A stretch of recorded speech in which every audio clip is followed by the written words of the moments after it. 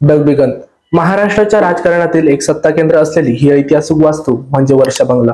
मुख्यमंत्री पदाची शपथ घेतल्यानंतर ठराविक काळ का होईना पण वर्षा बंगल्यावर राहणे हे प्रत्येक मुख्यमंत्र्याचे स्वप्न असते।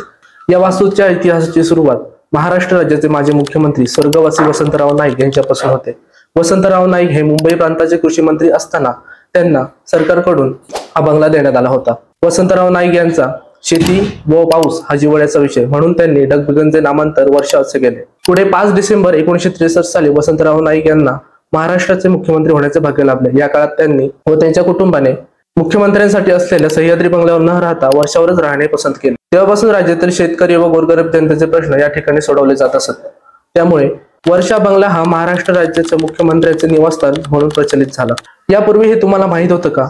माहित असेल तर महाराष्ट्राच्या उपमुख्यमंत्र्याचे निवासस्थान कोणते हे कमेंट करून सांगा।